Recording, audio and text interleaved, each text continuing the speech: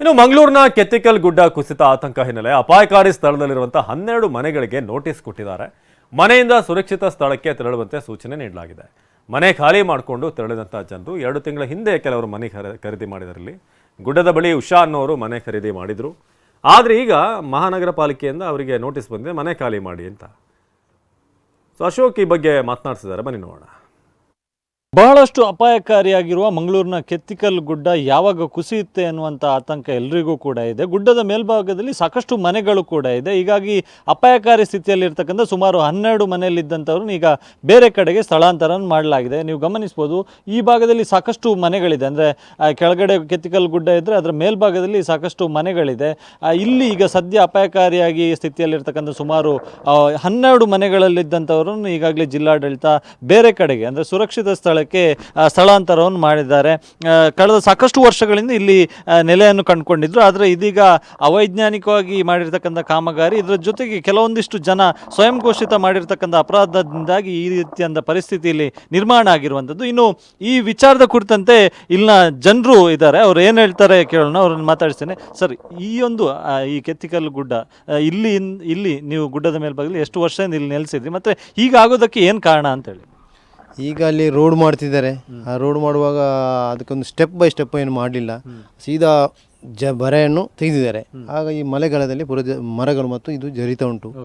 ಅದಕ್ಕೆ ವ್ಯವಸ್ಥೆಯನ್ನು ಎಲ್ಲ ಬಂದು ಹೋಗಿದ್ದಾರೆ, ನೋಡಿ ಹೋಗಿದ್ದಾರೆ. ಅದಕ್ಕೆ ವ್ಯವಸ್ಥೆಯನ್ನು ಮಾಡ್ತಾರೆ ಗೊತ್ತಿಲ್ಲ. ಈಗ ಎಷ್ಟು ಆತಂಕ ಇದೆ ಅಂತೇಳಿ ನಿಮಗೆ? ನಮಗೆ ಆತಂಕ ತುಂಬ ಉಂಟು ಸರ್. ರಾತ್ರಿ ನಿದ್ರೆ ಬರುವುದಿಲ್ಲ, ಬೆಳಿಗ್ಗೆ ಆಗ್ತದೆ ಗೊತ್ತಾಗೋದಿಲ್ಲ, ಏನು ಮಾಡೋದು ಅಂತ ನಮಗೆ ಅದರ ಭಯ ಇದೆ. ಮೇಡಮ್, ಈಗ ಆಗಾಗ ಅಲ್ಲಿ ಗುಡ್ಡ ಕುಸಿತ ಇಲ್ಲಿ ಆಗ್ತಾ ಇದೆ, ಮೊನ್ನೆಯಿಂದಲೂ ಕೂಡ ಆಗಾಗ ಕುಸಿತಾ ಇದೆ. ನಿಮಗೆ ಎಷ್ಟು ಆತಂಕ ಇದೆ ಅಂತ? ಮೊದಲಷ್ಟು ಕುಸಿತ ಇರಲಿಲ್ಲ ಈ ಸೈಡಲ್ಲಿ. ಇದು ರೋಡ್ ಮಾಡಲಿಕ್ಕೆ ಸ್ಟಾರ್ಟ್ ಮಾಡಿದ ಮೇಲೆ ಇಲ್ಲಿ ಕುಸಿಲಿಕ್ಕೆ ಸ್ಟಾರ್ಟ್ ಆದದ್ದು. ಮತ್ತು ಅದಕ್ಕೆಲ್ಲ ಅರ್ಜಿ ಎಲ್ಲ ಕೊಟ್ಟಿದ್ದೇವೆ, ಇನ್ನು ನೋಡಬೇಕು. ಎಲ್ಲ ಬಂದು ಹೋಗ್ತಾ ಇದ್ದಾರೆ, ತಡೆಗೋಡೆ ಕಟ್ತೇವೆ ಅಂತ ಹೇಳ್ತಾ ಇದ್ದಾರೆ. ಇನ್ನು ನೋಡಬೇಕು. ನಮಗೆ ಇಲ್ಲಿ ತುಂಬ ಭಯ ಆಗ್ತದೆ ಕೂತ್ಕೊಳ್ಳಿಕ್ಕೆ, ಮತ್ತು ತುಂಬ ಕಷ್ಟ ಸಹ ಇದೆ. ಇಲ್ಲೆಲ್ಲ ಕಷ್ಟದವರೇ ಮನೆ ಮಾಡಿದವರು, ಅವರಿಗೆ ಏನಾದರೂ ಪರಿಹಾರ ಮಾಡಿದರೆ ಒಳ್ಳೆಯದು ಅಂತ. ಮೇಡಮ್, ನೀವು ಇಲ್ಲಿ ಎಷ್ಟು ಸಮಯದಿಂದ ಇಲ್ಲಿ ನೆಲೆಸಿದ್ದೀರಿ? ಒಂದು 2 ಮಂತ್ ಆಯ್ತು ಇಲ್ಲಿ ಬಂದು. ನಮಗೆ ಈ ಥರ ಆಗ್ತದೆ ಅಂತೇಳಿ ಗೊತ್ತಿರಲಿಲ್ಲ. ನಾವು ಬರುವಾಗ ಸಮೇತ ಈ ಥರ ಪೊಸಿಷನ್ ಯಾವುದೂ ಇರಲಿಲ್ಲ. ಇವಾಗ ನೋಡಿದರೆ ಇತ್ತೀಚೆಗೆ ಈಗ ಒಂದು ರೀಸೆಂಟ್ಲಿ ಈ ಥರ ಆಗಿದೆ. ಆದ ಕಾರಣ ನಮಗೆ ಮಲಗಿದ್ರೂ ಕೂಡ ನಿದ್ರೆ ಬರುವಂಥ ಪರಿಸ್ಥಿತಿ ಇಲ್ಲ. ಈಗ ಅವರು ಹೇಳ್ತಿದ್ದಾರೆ ನೀವು ಬೇರೆ ಕಡೆಗೆ ಶಿಫ್ಟ್ ಆಗಿ ಅಂತ. ಶಿಫ್ಟ್ ಆದರೂ ಕೂಡ ನಾವು ಎಲ್ಲಿಗೆ ಅಂತ ಶಿಫ್ಟ್ ಆಗೋಣ? ಅವ್ರು ಏನೋ ಅದಕ್ಕೆ ಏನಾದರೂ ಬಾಡಿಗೆ ಏನಾದ್ರು ಕೊಡುವಾಗಿದ್ದರೆ ಪರವಾಗಿಲ್ಲ, ಅದನ್ನು ಕೊಡ್ತಾ ಇಲ್ಲ.